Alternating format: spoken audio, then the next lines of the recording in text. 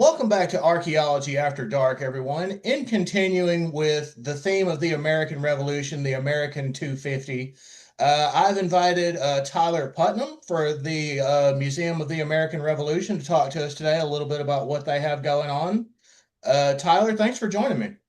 Thank you, Daniel. Yeah, I'm delighted to be here and talking to you and your listeners. Awesome. Tell us a little bit about yourself. Yeah, my name's Tyler Putman. I am the senior manager of gallery interpretation at the Museum of the American Revolution, which is here in Old City, Philadelphia. Actually, from the room I'm sitting in, I can see the spire of Independence Hall, where independence was declared 250 years ago this summer, 2026, 1776. The museum opened in April of 2017, and I've worked here at the museum since before we opened. What I do is help our curatorial team and our education team and our engagement team kind of figure out how to bring the things that are behind glass to life in talks and tours and costumed living history. So all the ways that we activate our story and reel people into it. From just your professional opinion, since you've been open as a museum, how has people's interpretation of the revolution changed? That's a great question. I think the amazing thing about being a historian is that you don't have to have a license. I mean, it's great to study it. You should pursue it. But you don't necessarily have to have a certification to be a historian. And that means that there are all sorts of different interpretations of the American Revolution. Some of those are driven by really amazing academic scholars who are digging into stories, really helping us discover new things, reshape our ideas about the big picture and the small picture. Some of those are driven by people making archaeological discoveries, by people doing genealogical research.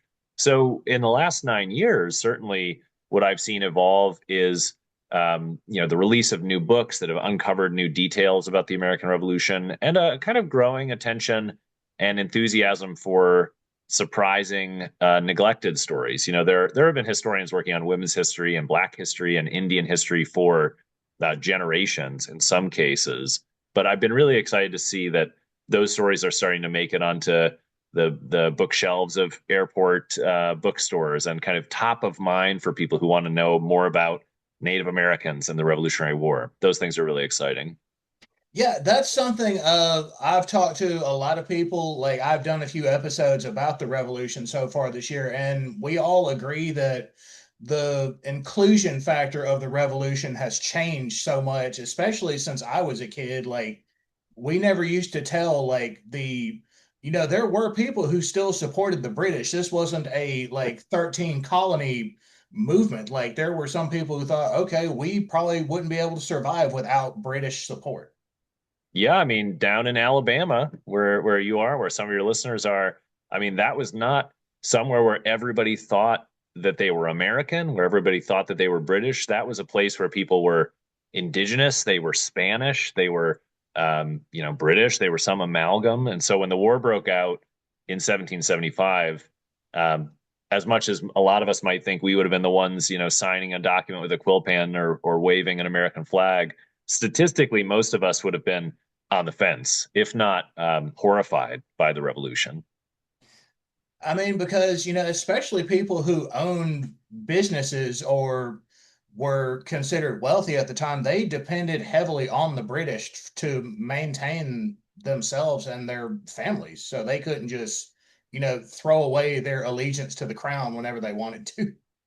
Certainly, yeah, people had economic motivations. They had personal, familial motivations, like you're saying. They also had ideological motivations. A lot of people just felt that the British government, the British Constitution, how that government was made up and what it did, that those things were worth cherishing, that they were highly evolved, that they were the best possible system of government. So it would have been surprising to us, maybe, to have an argument with someone who genuinely believed from principle that national independence was not the way to go, that republicanism was not the way to go, who believed in monarchy, who believed in a British Empire. But that was a common line of thinking 250 years ago. So, how does the museum go about making this story inclusive? That's a great question. Our goal as a museum is to um, uncover and share surprising stories about diverse people. So it's really built into our DNA that one of our goals is to do new research and to introduce you to people you're familiar with. Like we have George Washington's tent here at the Museum of the American Revolution, and to people maybe you've never thought about.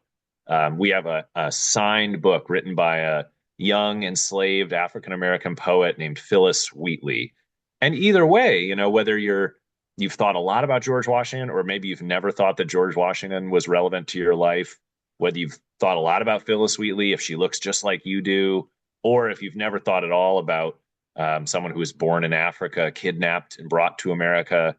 Either way, what we're trying to do is introduce you to a sense of surprise, of complexity, and maybe of empathy to get you to think about yourself in someone else's shoes.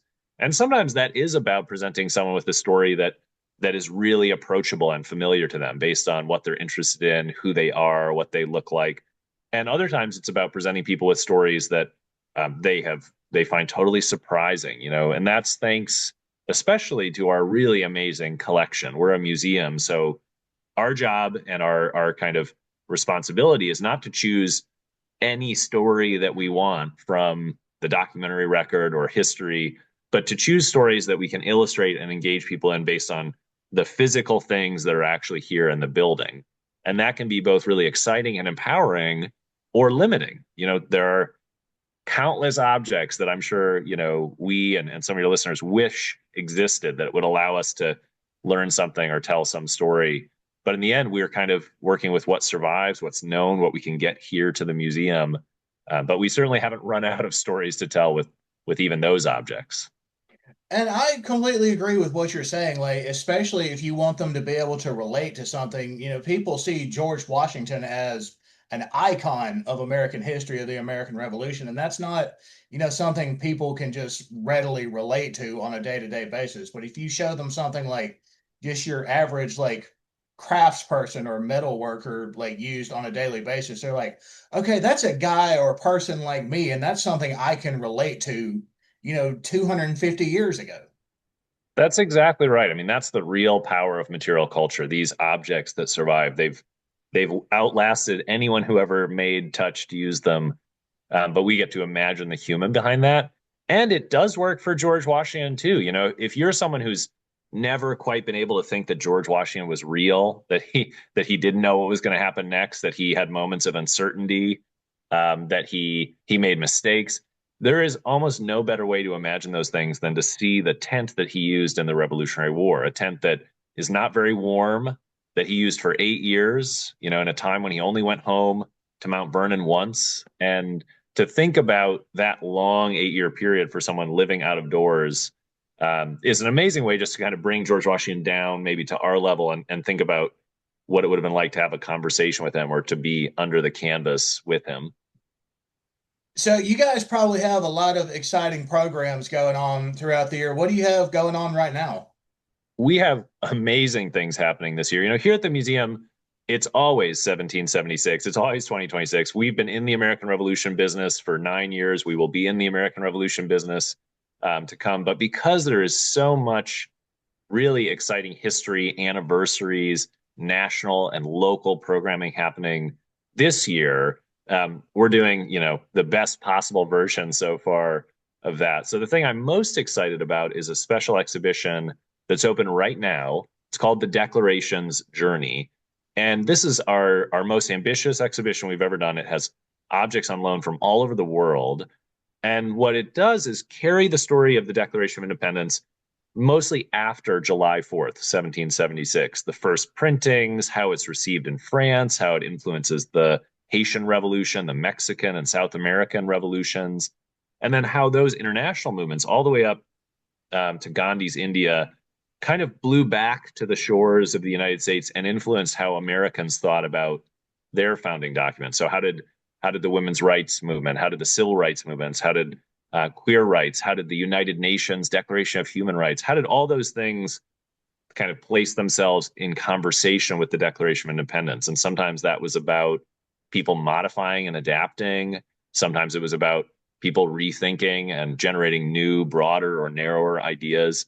So that exhibition, which is open until the first days of 2027 has incredible lone objects. I mean, we have the first thing you see when you walk in is a chair that belonged to Thomas Jefferson, who wrote the Declaration of Independence here in Philadelphia 250 years ago, in just a couple months from when we're talking, next to a metal bench with peeling paint from the jail cell where Martin Luther King wrote Letter from Birmingham Jail in 1963. And in that letter, King quotes the Declaration of Independence. So you get to imagine these two Americans in these two chairs across 2 or 3 centuries having a conversation about what liberty and equality and happiness meant in America. And that's just one example of how that exhibition is presenting you with this complicated international centuries long story in this big year of 2026. And that's something I think a lot of people, it's starting to set in to them about the American Revolution, that it sent a shockwave, like just across not only the world, but through time. Like when Schoolhouse Rock said this was the shot heard around the world, it really was. Like everyone took notice of what was going on here, and they kept their eye on it for a long time up until 1783, and then even past that. They sure did. I think maybe we are used to as Americans thinking about this as an event that maybe started with a gunshot in 1775 or with a quill pen in 1776 and then ended with a peace treaty in 1783 or with the Constitution in 1787. But when you look at how people experience these events, both here in what would become the United States and around the world, it was chaotic, it was shocking, it was influential. And I actually think, while we are very proud of ourselves often as Americans, we haven't necessarily done a great job giving the Declaration of Independence credit as a global document. We think a lot about the United States as a powerful nation. We think a lot about the Constitution as the formation of our government. We haven't actually followed the Declaration's journey overseas and thought critically about, why did it work so well here? And when did it work or not work, or its ideas that were modified work or not work elsewhere? And that can be a really exciting thing, either as an American or someone visiting from abroad, to kind of think about and imagine how once ideas are written down and out of your head, they kind of go out of your control. It does not mean that you have always control over how people are going to modify and use them. And that's exactly what happened 250 years ago with the Declaration. Yeah, I wholeheartedly agree with that. It's not like we could anticipate how France was going to view our Declaration of Independence, and they had a fondness for chaos for a little while there. Sure. I mean, the American Revolutionary War, when it was happening, was incredibly chaotic and then kind of surprises everyone that it stabilizes into a functional republic. If you were here in Philadelphia 240 years ago in 1786, you would not necessarily have predicted that this was a place where everything would kind of settle out in a certain way. You would have been anxious and wondering what was going to come next. Yeah, and it was being in Philadelphia at the time, I would imagine is probably one of the most exciting places to be at the time, because everything that was happening was literally right down the street from you. Oh, certainly. I mean, Philadelphia, as it is today, was a cosmopolitan city, but it was the biggest city at the time in British North America, which meant like over 30,000 people, which doesn't seem huge to us, but would have really seemed enormous to a lot of Americans visiting from other small cities or the hinterland. And there were people here from all over the world. You would have run into all sorts of people in Philadelphia, and it really would have felt, because the revolution is centered here, the government is here, and then the British Army captures it in 1777. It would have felt like a dense historical period, a dramatic period for sure. And so it's great that the Museum of the American Revolution can be right here at 3rd and Chestnut Street, truly in the heart of the historic landscape where all those things once happened. So, what else do you guys have going on this year? I know, again, it's going to be a year-long thing. What else do you have going on? Yeah, I mean, I would encourage everybody who can to visit us in person this year or to explore our website. We have amazing things. So we are open every day. We have great stuff for kids, for families. We have all sorts of programs you can kind of encounter any day you're here. You can see George Washington's tent, the tent that I mentioned, every day here at the museum. We're also doing a great speaker series. It's called Read the Revolution. So we do this every year. We'll have a series of author talks, and those are both on site and online. So you can go to our website, search Read the Revolution. You can find out who's speaking here. In just a couple of weeks, a great historian named Ned Blackhawk is speaking about a new book about Native American history. We're going on the road as well. So we have a replica of George Washington's tent. The real tent is here; it never leaves. It's you can imagine very fragile. But we have a hand sewn replica. It's called the First Oval Office Project. So kind of a pun. The tent is oval. It was Washington's headquarters. It's the First Oval Office Project, and that tent actually goes around the country. So just a couple weeks ago, we were in St. Simon's Island, Georgia.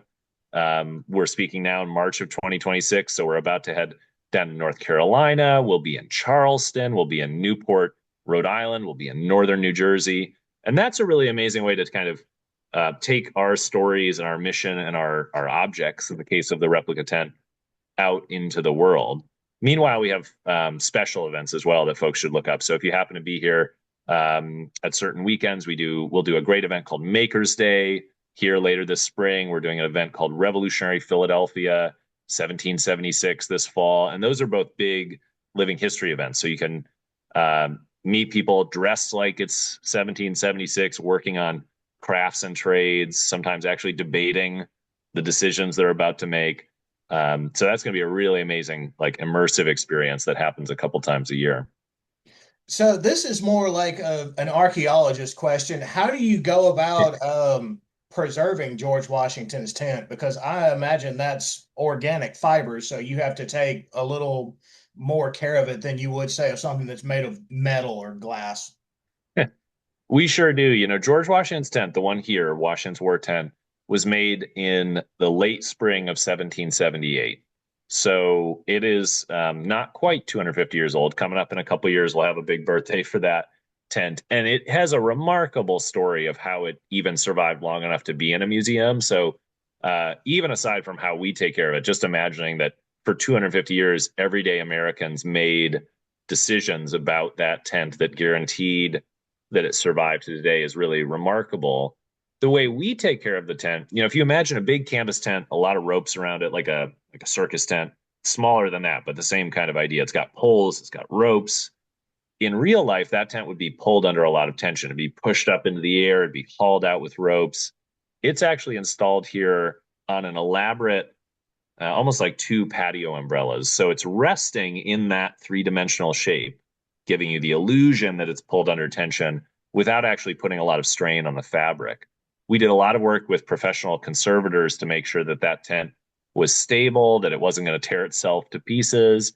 We monitor it to make sure that there's no bugs getting to it. It has climate control. It even has its own fire suppression system for the big glass case that it's in. So luckily for us, I think whatever happens to the rest of this building, that case and that tent will probably survive almost any imaginable accident. We've sort of baked that into its preservation. So hopefully 250 years from now, someone can be thinking and looking and wondering about George Washington's tent.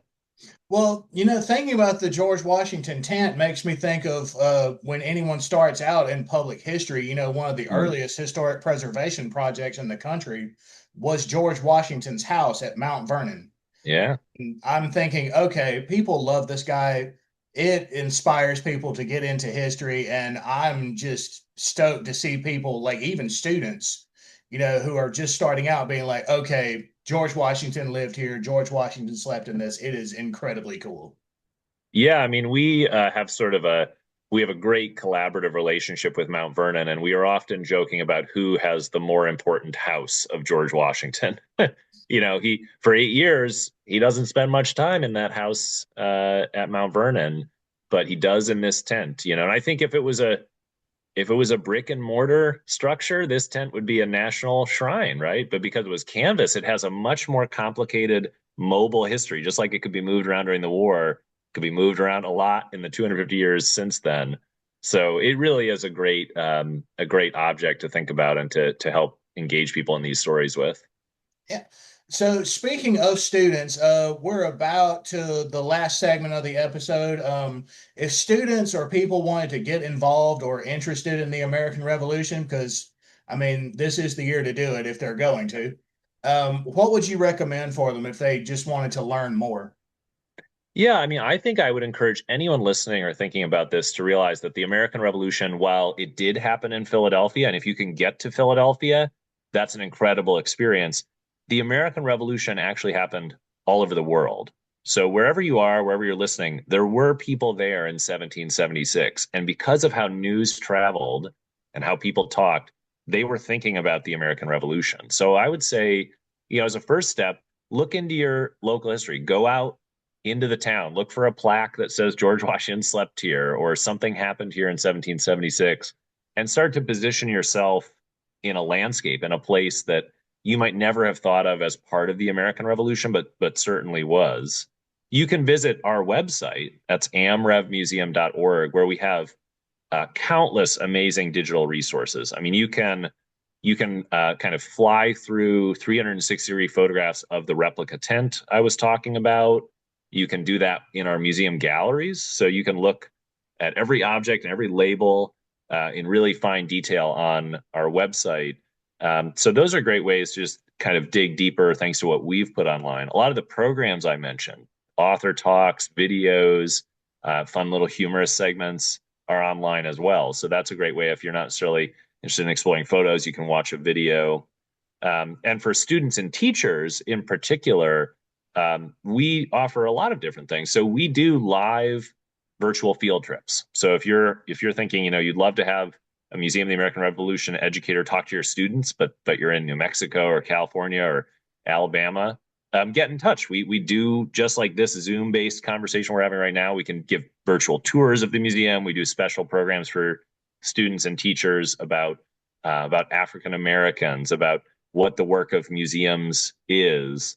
We also do great professional development workshops for teachers, so kind of continuing education for educators. And again, great stuff online. We have a virtual timeline, we have lessons plans, we have curriculums based on all of the exhibits we've done. So whether you're a student or an educator, we have great resources. And then finally, I would say read something. There are, believe it or not, incredible primary sources from the Revolutionary War. You can read the memoir of a Revolutionary War soldier named Joseph Plum Martin, which is a story we tell here at the museum. We have a live theatrical piece about that person, but you can actually read his entire war story. He was a common Continental Army soldier. He had a great sense of humor. It's very approachable. And so I would say, just take a minute to listen to what these people recorded or to look at something that they owned, a piece of clothing, a cannon, a fort, and use that as a way of sort of putting yourself in conversation with people 250 years ago. Yeah, and like this just hit me. I probably should have come to this realization sooner is, each colony at the time had its own story to tell about the revolution. So I'm thinking even more about the Declaration traveling and how each colony would view it when it gets there.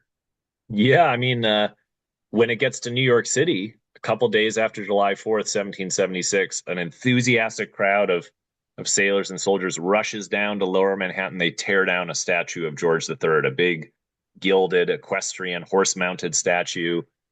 They use all the lead from that statue to melt into musket balls to fire back at the British Army. And you can imagine that same kind of rippling reaction. A lot of people were horrified, though. Again, there were plenty of people around the country and the world who would have not received this news enthusiastically. We only kind of have that sense, maybe in hindsight, because we know how it all worked out. I mean, anybody who takes a history class, the teacher will tell you that winners write history. Yeah, and I think we're still in a time when we're exploring the stories of people who haven't been classes winners. I mean, 3,000 people of African descent are evacuated by the British Army to Canada. Many of those are formerly enslaved people, the loyalists that we talked about earlier. And those are stories that are pivotal, that are revolutionary, that are global. But because many of those people left the United States, haven't always been part of our kind of national narrative of the American Revolution. And that's why it is so important that we support programs like this and museums like this, because even though we can't see it as day-to-day people, they are continuously adding to the narratives we already have.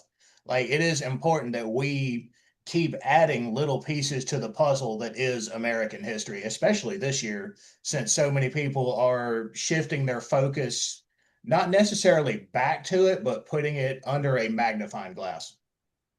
I agree. I think it's a great time to support and explore yourself, to do the work of a historian, to investigate the American Revolution. That's the great opportunity you have as an American citizen or just a person in the world to do that work, to participate in the interpretation and the conversation that we've been talking about. Yeah. So, Tyler, thank you so much for joining me on this episode. This has been really great. And I think all of you probably got a lot out of this too. If you happen to find yourselves in Philadelphia, I know it's getting closer to travel time. You know, schools will be getting out in a month or so. If people wanted to visit the museum during the day, what are the hours they could come by? Our museum is open 10 o'clock a.m. to 5 o'clock p.m. Every day, couple major holidays accepted. We'll certainly be open on Independence Day, July 4th, 2026. And I also should say we have a ton of great programs if you're local to Philadelphia or otherwise. Group tours, discounts, free passes through a lot of public libraries. So do check out all the great ways to visit in person if you are in Philadelphia this year. Yeah, and you guys can find all that information in the description of this video. I'm going to put it in the description so you guys can shuffle through it. Thank you, Daniel. It's been a delight talking to you. You too. This has been really great. All right, so take care, everybody, and tune in for more.